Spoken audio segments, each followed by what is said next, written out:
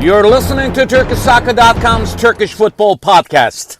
Hello, everyone. My name is Ahmet Turgut. Welcome to a brand new edition of Turkish Football Podcast. And before the biggest day in Turkish football, as you know, on Tuesday, Turkish national team will probably play the most important match in last 20 years. The reason why I'm saying this, because it has been almost 20 years that Turkey hasn't been in the World Cup. So this is a big D-Day. After winning big against this past Saturday, 6-0, now against Montenegro, they have to perform all they got.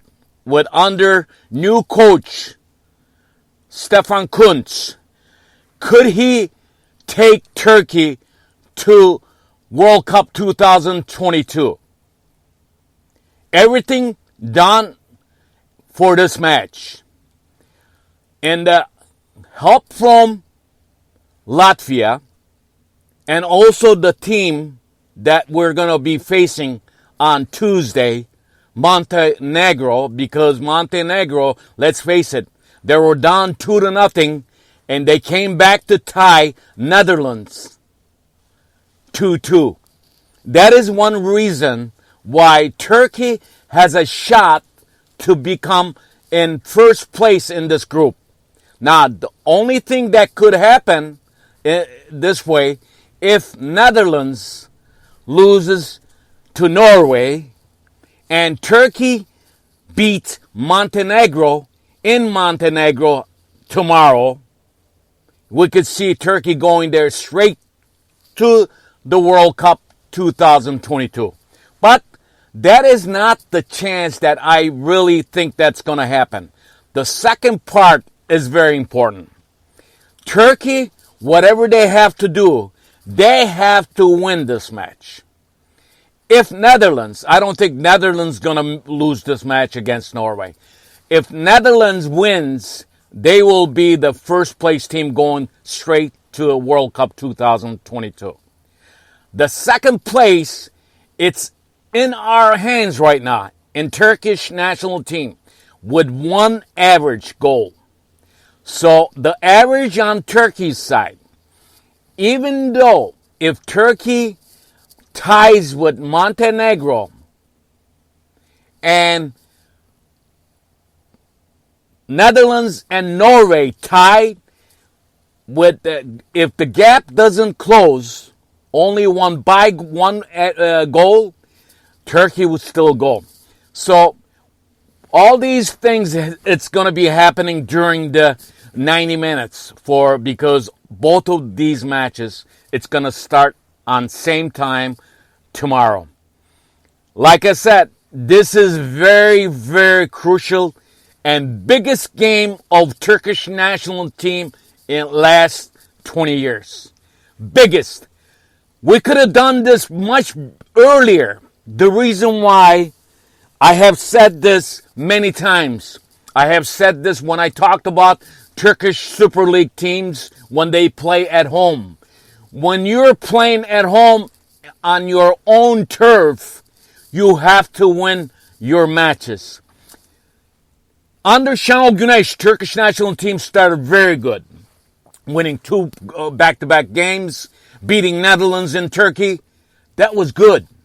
Everything was going fine and dandy. But between that, Europa 2021 matches for Turkish national team and Şenol Güneş was a disaster. Something happened there between the Şenol Güneş and players. There was no connections between the Şenol Güneş and the players. So what happened 3 games ago until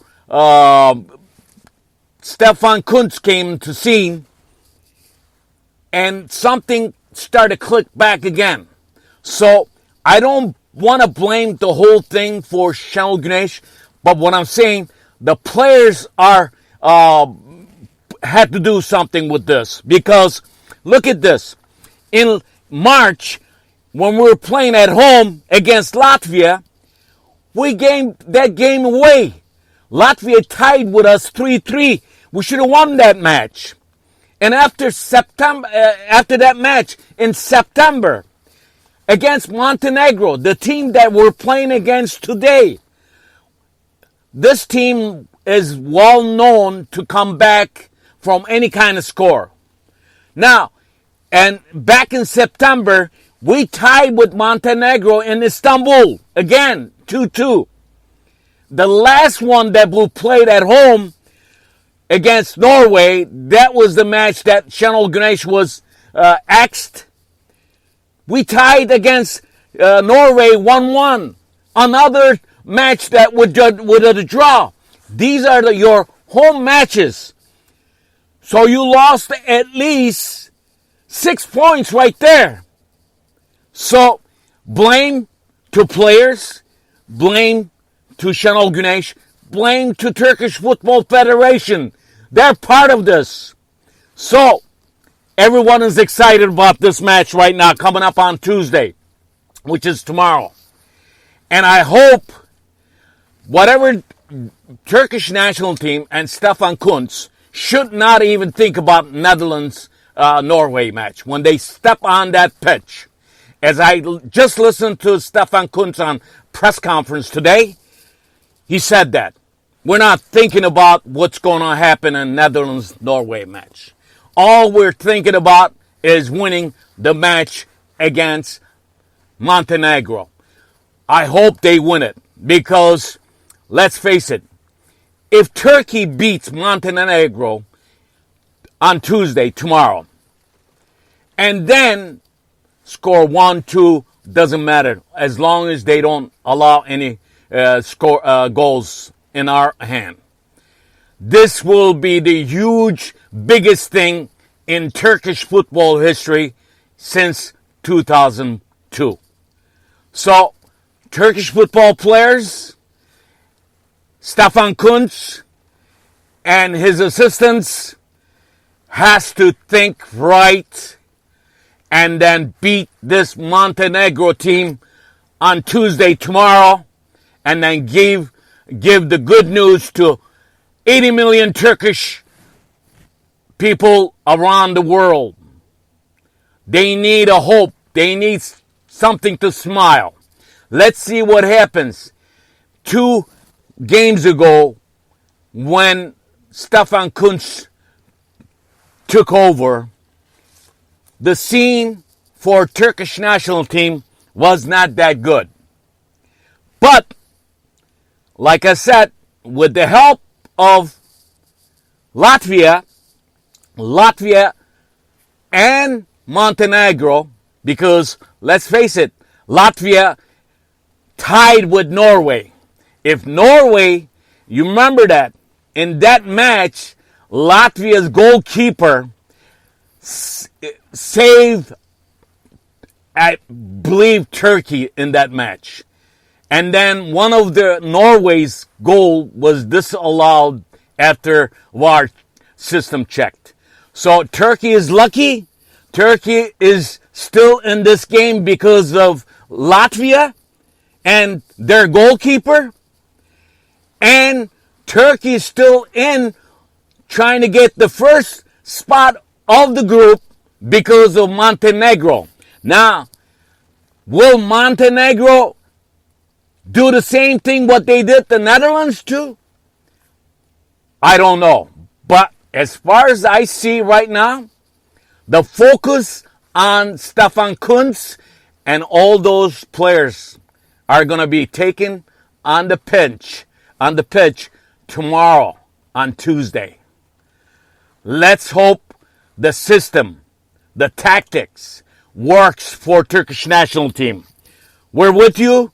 You're going to make 80 million Turks around the world so happy they will go on their cars and jump on the streets, celebrate all night. So, Stefan Kuntz and Turkish national team, young boys, give something to this country to be proud and to be happy. So, as we stand, let me see what the group stands out right now. As we speak, Netherlands on top of the group with 20 points. Turkey moved to second place, as I told you, with 1 goal average, 18 points. And third place team is Norway with 18 points. And Montenegro, they have no business in this group. But they're a good team. So tomorrow, it's got to be the biggest match for Turkey. And also, Turkish people will watch the Netherlands-Norway match very closely. So, the mistakes was done when we played the home matches in this group. As I mentioned to you before, the home matches we tied with the Latvia, Montenegro, and Norway. This was the costly draws. As you probably remember, when I did my podcast, after Latvia match, after Montenegro match, Norway match, I said these ties were going to come and bite Turkish national team. Was I right? Well, not quite right. If we win it, I wouldn't be right.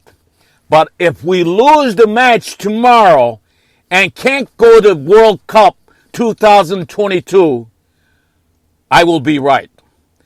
At the end, you're going to look back, and you're going to look back for these home matches. When you tied Latvia at home, when you tied Montenegro at home, when you tied Norway at home. This was the last tie draw match in Istanbul, October. This year of October, 1-1. This was very costly. Match against Norway. Match against Norway. Can you imagine if you would have won this match, you would have been on top of the group right now. So, mistakes were made, and now it is do or die match. There's no ifs, there's no buts. It's a D day, it's a W day. All you want to do is win the match. You have to win. Turkish national team, Stefan Kuntz, and Turkish national team players, you got to win this match. That's all I have to say. I hope to be with you guys again after this match, and then we'll talk about coming up Super League, Turkish Super League matches, week 13. I know I didn't talk much about week 12, but I want to give kudos to Trabzonspor. They sit on top of the Turkish Super League with 30 points. There are 2 other Anatolian teams.